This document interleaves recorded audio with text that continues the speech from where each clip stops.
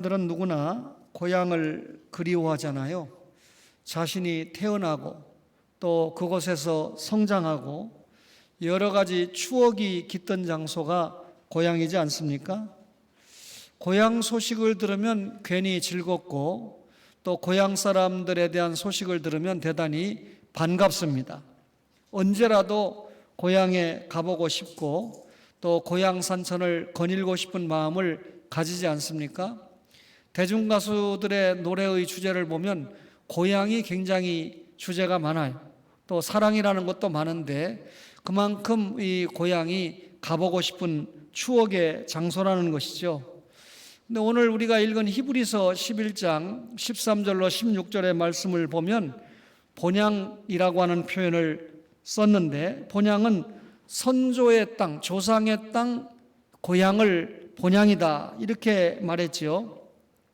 히브리서 11장 13절을 보면 아브라함과 이삭 그리고 이삭의 야곱이 하나님의 약속을 받고 일생 동안 믿음으로 살았다라고 기록을 하고 있습니다. 무슨 믿음이죠?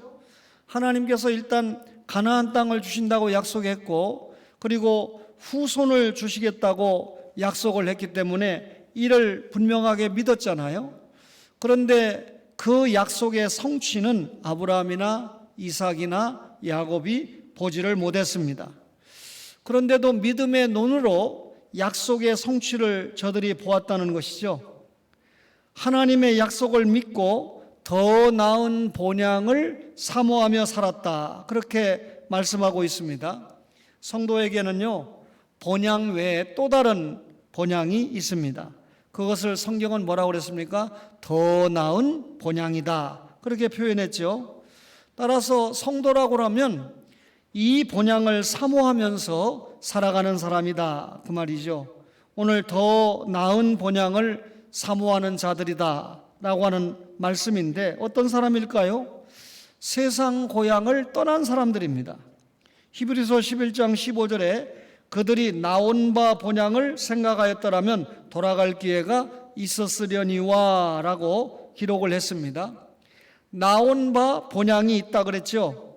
아브라함이나 야곱이 가나안 땅으로 가기 위해서 떠났던 자신의 고향을 나온 바 고향이다, 그렇게 표현했어요. 그들은 지상의 고향을 자신들의 본향이라고 생각하지 않았습니다. 만일 자신의 고향을 이 본향으로 생각을 했다면 쉽게 고향으로 돌아갈 수 있었을 것입니다. 창세기 12장 1절에 보면 여호와께서 아브라함에게 이르시되 너는 너의 고향과 친척과 아버지 집을 떠나 내가 내게 보여줄 땅으로 가라 그랬습니다. 아브라함의 고향이 어디죠? 갈대아 우르입니다. 아브라함의 육신의 출생을 했던 곳이고 또 아브라함이 자랐던 곳이죠. 또 하나님의 명령을 받은 아브라함은 나서 자랐던 이 고향을 떠났다는 것입니다. 조상들의 뼈가 묻혀 있는 곳을 떠났다는 거예요. 자신의 일생의 삶과 추억이 담겨 있는 고향 갈대아 우르를 하나님의 명령 한마디에 떠났다는 것입니다. 아브라함이 아들 이삭을 결혼시키려고 할 때 며느리를 보는 조건이 단순했습니다. 신앙이잖아요. 그러니까 가나안 땅에 있는 사람과 며느리를 삼는다 그러면 이 가나안 사람들은 신앙이 이방 신앙이기 때문에 안 되잖아요. 그래서 자기와 신앙을 같이 가지고 있는 고향에 가서 며느리감을 찾아야 되는데 엘리에셀 종에게 뭐라고 말합니까? 너가 내 고향에 가서 자부감을 구해오는 것은 할 일인데 내 아들을 크리로 데리고 돌아가지는 말아라. 내 아들이 고향으로 갈 필요는 없다. 하나님이 약속한 땅 가나안 땅에 있어야 된다, 그 말이죠. 야곱도요 메소포타미아를 자신의 고향으로 생각하지 않았습니다. 아브라함은 자기 아내 사라를 어디에 묻었습니까? 가나안에 묻었잖아요. 그리고 자신도 자기의 고향이 아닌 가나안 땅에 묻혔습니다. 이삭이나 야곱도 가나안 땅에 장사가 되지 않았습니까? 만약에 이 사람들이 이 땅에서 고향을 찾았다면 자신들이 태어난 지상의 고향으로 얼마든지 돌아갈 수 있었을 것입니다. 그러나 이들은 지상의 고향을 찾지 않고 믿음으로 더 나은 본향을 찾고자 했다, 그 말입니다. 따라서 세상 고향을 떠난 사람들이 더 나은 본향을 사모하는 자들이다, 본문은 그렇게 설명하고 있어요. 뿐만 아니라 더 나은 본향을 사모하는 자들은 외국인이고 나그네라고 표현을 합니다. 히브리서 11장 13절에 이 사람들은 다 믿음을 따라 죽었으며 약속을 받지 못하였으되 그것들을 멀리서 보고 환영하며 또 땅에서는 뭐라고요? 외국인과 나그네임을 증언하였으니 라고 기록을 하고 있습니다. 아브라함과 사라, 그리고 히브리서 11장 믿음장이잖아요. 여기에 나타난 수많은 히브리 신앙의 조상들은 예외 없이 이 세상에서 외국인과 나그네라고 그렇게 말합니다. 외국인과 나그네라고 하는 말을 왜 사용했을까요? 여러분, 이 아브라함이 헷 족속에게 나는 당신들 중에 나그네요 거류하는 자니, 창세기 23장 4절에 그렇게 말했고, 야곱이 바로 임금 앞에서 내 나그네 길, 우리 조상의 나그네 길이라고 창세기 47장 9절에 그렇게 한 말을 히브리 기자가 인용을 한 것이죠. 히브리서 기록자는 옛 신앙 위인들이 그러한 고백을 통해서 그들이 이 땅에 안주하지 않고 계속적으로 나그네로 살았을 뿐만 아니라 자신들의 참된 소망을 하늘나라에 두고 살았다라고 하는 것을 강조한 것입니다. 외국인은 국적이 없이 임시로 머무는 자에게 주로 사용하는 말입니다. 우리 입장에서 차이 집사님은 외국인이 되겠죠. 그런데 고대 사회에서는 이런 외국인을 야만인이나 피난민으로 대접을 했습니다. 나그네는 제한된 기한 안에 일시적으로 체류하고 있는 사람으로 정착하는 집이 없는 사람을 나그네다, 그렇게 이야기했습니다. 이러한 이 외국인과 나그네를 히브리 기자는 뭐라고 표현했냐면 거류민이다, 이렇게 히브리서 11장 9절에 표현을 했지요. 어떤 경우든 외국인이 됐든 나그네가 됐든 거류민이 됐든 법적인 보장이나 사회적인 보장을 받지 못하고 일시 체류자들에게 적용된 말입니다. 이들은 시간과 공간의 제한을 받지요. 뿐만 아니라 신분상의 제한도 받고 삽니다. 고대 사회에서는요, 이러한 사람들에게는 온갖 모욕과 경멸, 무시, 감금, 추방 등 많은 서러움들이 기다렸습니다. 문화가 다르지요. 생활 방식도 다릅니다. 남한과 북한이 통일이 됐다고 가정할 때 언어는 대략 같을지 몰라도 생활 방식과 문화가 다르기 때문에 진짜 통일이 되는 데 있어서 교회의 역할이 얼마나 중요할까 하는 것을 미리 생각을 해보게 됩니다. 이 외국인과 나그네, 언어도 다릅니다. 여러 경우에 불이익을 당하는데 고향을 떠나온 아브라함에게도 그런 고통이 분명히 있었을 것입니다. 이런 경우에 아브라함이 나그네요, 외국인이라고 하는 인생 표현은 자신에게 이 땅에서는 내가 나그네고 이 땅에서는 내가 이 외국인이지만은 돌아갈 천국이 있다, 이 말이잖아요. 이 세상에서 나그네와 외국인 대접을 받고 있지만 나 감수할 수 있다. 나는 더 나은 본향을 사모하고 있기 때문이다, 그 말이죠. 여러분, 더 나은 본향 가봤습니까? 천국 가봤습니까? 여러분, 어떤 분은 천국에 갔다 왔다 이렇게 간증하는데 사실 굉장히 위험한 거예요. 그렇지만 성경에 분명히 천국이 있잖아요. 그러면 여러분과 저가 지금 이 아브라함과 이삭과 야곱이 하나님이 주신다고 하는 이 약속의 땅을 자신들의 당대는 성취하지 못했잖아요. 그런데 성취한다는 걸 하나님이 약속했기 때문에 믿음으로 봤거든요. 우리도 영안을 가지고 천국을 보는데 이 양쪽 육신의 눈을 가지고는 뭐 보니까 자연계시를 보잖아요. 그래서 참 이 자연계시가 참 아름답다, 하나님이 만드셨다, 이거 보잖아요. 그런데 지하는 이 육안 말고 지하는 뭐죠? 이 자연계시를 보면서 판단하는 분별력입니다. 지안이 발달한 나라는 과학이 발달하고 발전하게 돼 있죠. 그러나 사람이 육안과 지안만 가지고 살지 못해요. 뭐가 있어야 됩니까? 예수 믿는 우리에게 있는 영안이잖아요. 이 영안이 있을 때 하나님 나라를 볼 수 있다는 거예요. 더 나은 본향을 믿음으로 볼 수 있다는 거죠. 따라서 더 나은 본향을 사모하는 자들은 외국인이고 나그네들이다. 이 땅에서는 외국인이고 나그네가 될 수밖에 없다. 왜? 진짜 본향이 어디에 있기 때문에? 천국에 있기 때문에 그렇다는 거죠. 그러면 결국 더 나은 본향을 사모하는 사람들은 어떤 사람들입니까? 더 나은 본향을 찾는 사람들이죠. 히브리서 11장 16절에 그들이 이제는 더 나은 본향을 사모하니 곧 하늘에 있는 것이라. 이러므로 하나님이 그들의 하나님이라 일컬음 받으심을 부끄러워하지 아니하시고 그들을 위하여 한 성을 예비하셨느니라 그랬습니다. 저들에게 나온 바 고향인 세상 고향이 있다 그랬어요. 세상 고향은 잠깐 동안 머무는 장소입니다. 그들이 찾았던 본향은 지상에 있는 것이 아니었습니다. 그보다 더 좋은 곳, 하늘에 있는 고향이었다 그 말이죠. 성도에게는 더 나은 본향인 천국이 있다 그 말이죠. 여러분, 이 땅에서는 우리가 잠시 머무르지만 우리가 영원히 머무를 장소가 어디입니까? 더 나은 본향입니다. 이 본향을 히브리 11장 10절에는 하나님이 계획하시고 지으실 터가 있는 성 이렇게 표현했고 16절에는 한 성 이렇게 표현했고 아브라함은 이 성을 바라보았다 그렇게 설명하고 있습니다. 이 본향이 어디에 있나요? 하늘에 있습니다. 바로 영원한 하나님의 나라 천국이라는 것이죠. 내가 거처를 예비하러 가노니 예수님께서 준비하신 천국입니다.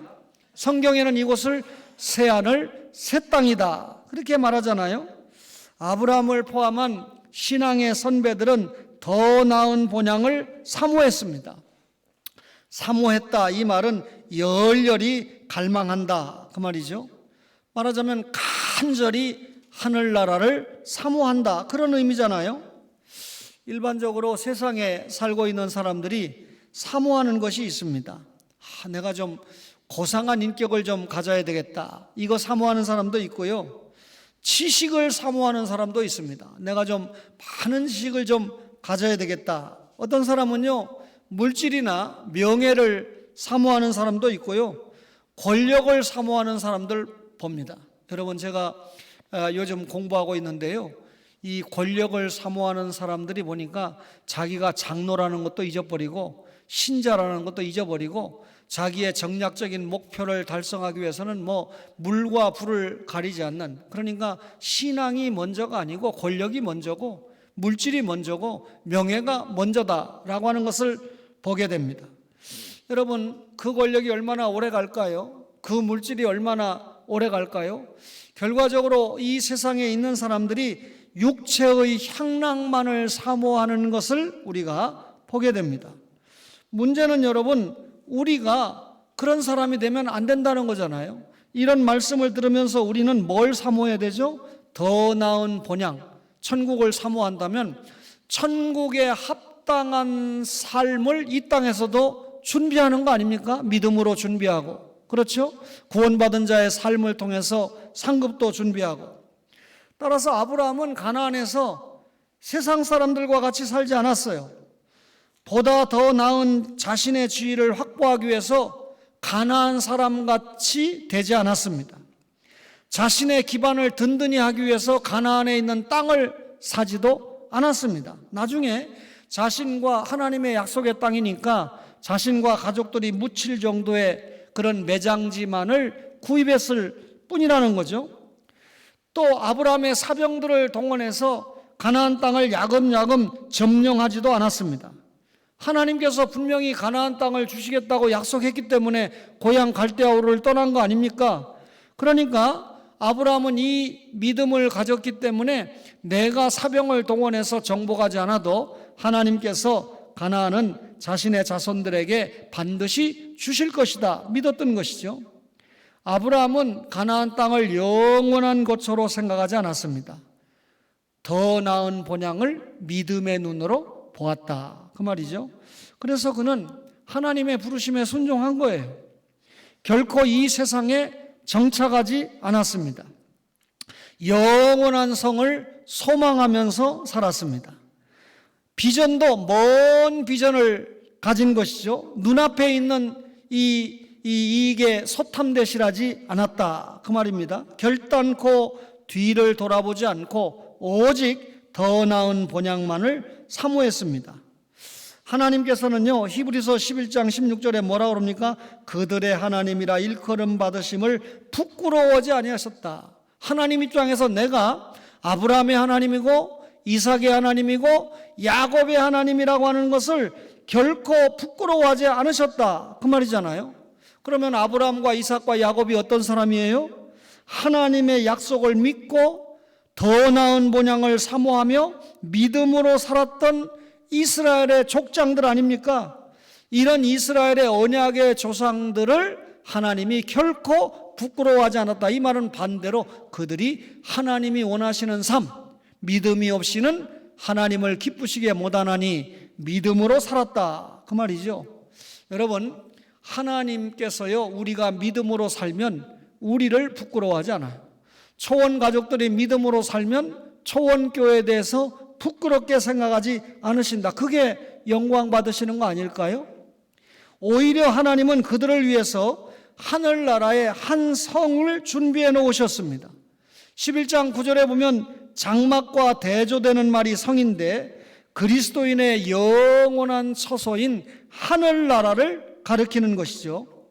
아브라함은 하나님으로부터 약속을 받았음에도 불구하고 발붙일 만큼의 유업도 받지 못했습니다. 햇사람 에브론에게 헤브론 근처의 막벨라 밭을 사라의 매장지로 사기 전까지는 가나안 땅을 한 치도 소유하지 못했습니다.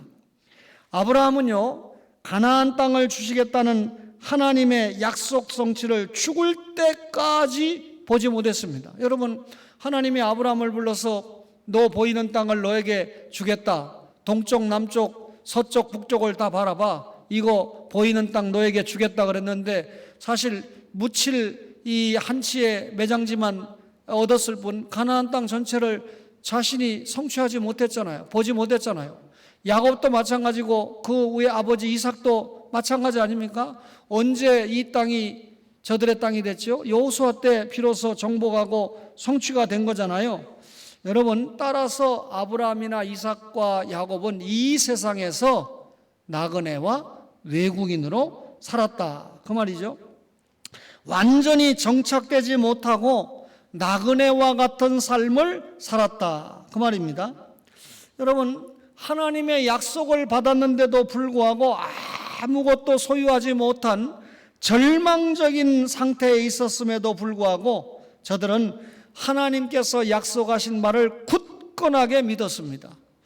여러분, 하나님께서 우리에게 주신 굳건한 약속이 뭡니까? 성경 아닙니까?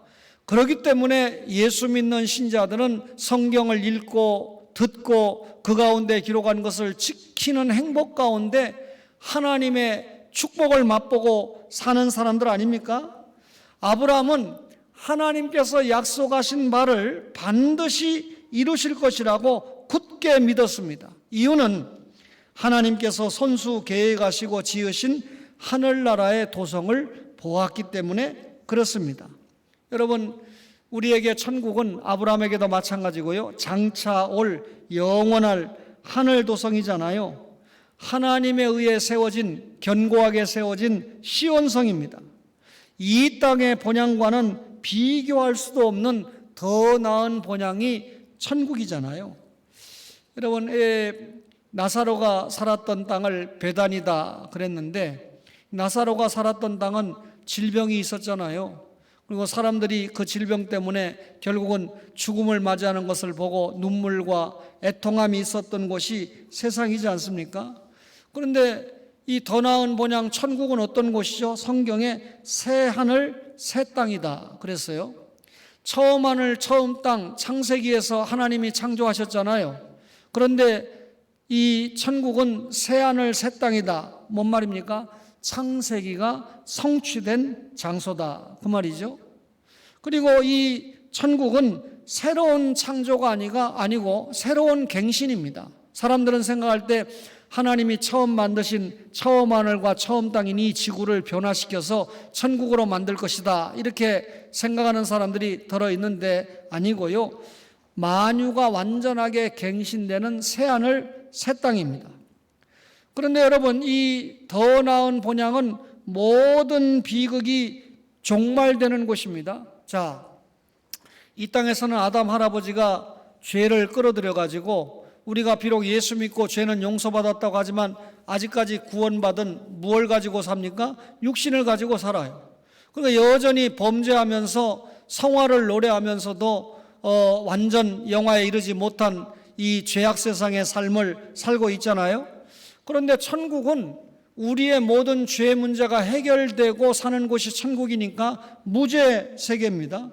죄가 없는 곳이니까 비극이 종말되는 것이에요. 따라서 우리는 천국에 가면 무죄 세계에서 새로운 출발을 하는 것입니다. 모든 비극, 여러분, 하나도 기억나지 않는 곳이 천국이에요.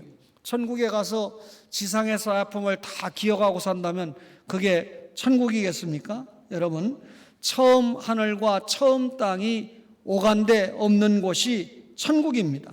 따라서 천국은 새로운 왕국이고, 그리고 새로운 통치가 이루어지는 곳이고, 또 우리가 새로운 백성이 돼서 사는 곳이고, 당연히 우리가 죄와 무관한 새로운 생활을 하는 곳이 천국이라는 겁니다.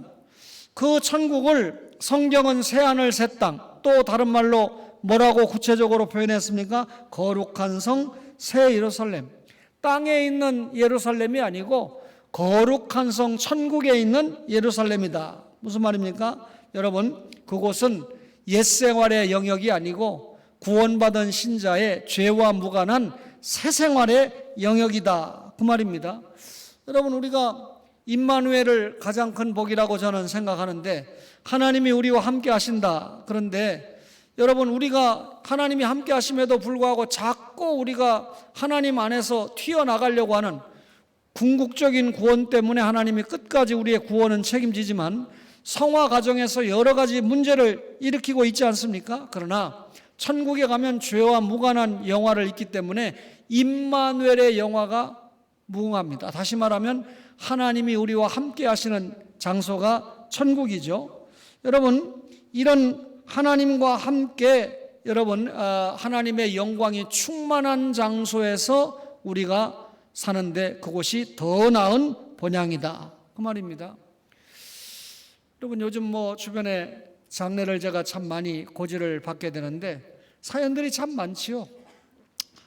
우리 김정선 목사님도 자기 어머니의 말도 못하는 어머니 손을 잡고 목사님, 우리 어머니가 이 손으로 바지락을 까서 저희들을 키웠습니다 하고 눈물을 흘리더라고요.